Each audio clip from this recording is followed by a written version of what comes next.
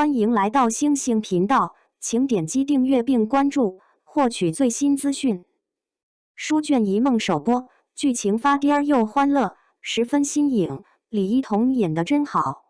6月26日，电视剧《书卷一梦》在爱奇艺6集上线，正式首播。当日晚间，江苏卫视上星开播。这部电视剧由李一桐、刘宇宁等演员主演，讲的则是现代女主川书进入到了剧本故事当中，继而她要开启逆天改命模式的故事。基于目前播出的剧情内容来论，这部戏非常新颖，用诙谐幽默的方式讲了一个发癫又欢乐的故事。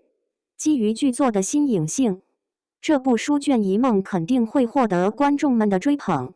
从目前豆瓣形成的观众短评情况来看，它确实出现了大面积的好评，尤其是那些5星的好评。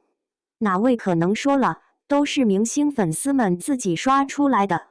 我感觉这大面积的5星好评，不尽然都是明星粉丝们自己刷出来的，确实有一些好评是基于剧情的新颖度给出来的。剧作新颖也是老编我的追剧体验。很多观众基于电视剧本身，给这戏近乎满分的评价了。按理说，一个川书的古装剧，新颖能新颖到哪里去？书卷一梦确实用开局发癫而逝的叙事，给了观众们眼前一亮的内容。这种眼前一亮，至少有2点缘由。第一点是反复穿越的设计，让整个故事轻松幽默，充满着喜剧笑点。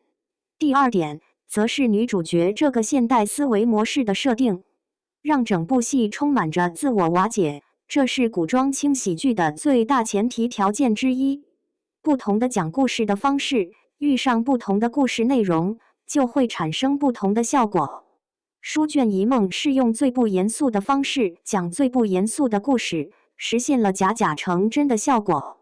这是咱们很多古装剧都无法实现的。咱们很多并不有趣、并不好看的古装剧，喜欢用一脸严肃的方式讲故事，而讲的那些故事又是虚假的。这种讲故事的真，遇到了故事本身的假，就出现了真假成假的问题。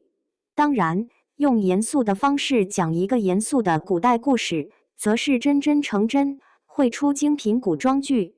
我们反观《书卷一梦》，故事内容本身是虚假的，架空的古装环境当中，女主角的恋爱故事、求生故事等等，这是很多古装剧都会用的假。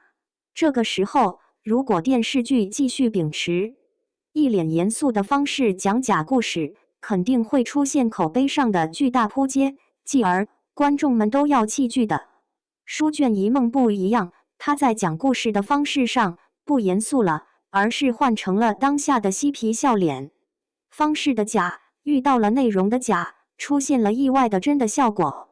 观众们在这些发癫儿的讲故事的方式面前，已经被笑得前仰后合了。这个时候，故事内容本身假一点，大家反倒是觉得正常。正是因为有这个假故事在，才能有诙谐幽默的讲故事的方式来逗大家乐。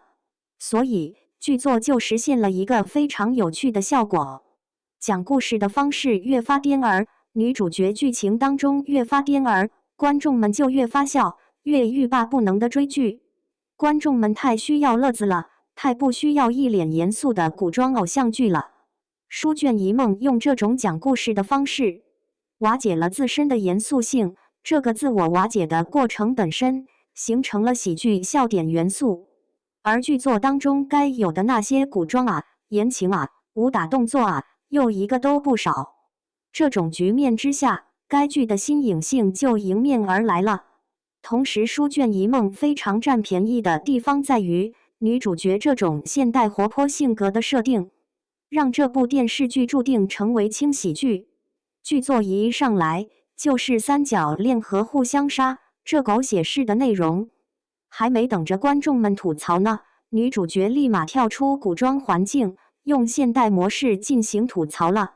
吐槽完毕了，女主角还要在更荒诞混账的现代剧情环境当中帮着修改这些古装戏，这些乐子就遮挡不住，纷至沓来了。一并追剧的观众们可能也发现了，该剧不絮叨，把一般电视剧几十集才能演明白的戏，用女主角读剧本的几场戏就给讲清楚了。在电视剧要求叙事快节奏的当下，书卷一梦是一丁点的水都不住啊！这种故事疯狂上演的局面之下，加上李一桐这种喷薄向前的表演能力，就显得更为有趣了。女主会演戏，戏才会好看。女主笑着就把角色推动力表演出来了，大家就愿意追剧。书卷一梦的乐子特多，有点让人舍不得看了。剧作服画到也是精致养眼。我决定换客厅大屏幕看，江苏卫视每晚播出，还不用开会员，我算是薅一把该剧的羊毛了。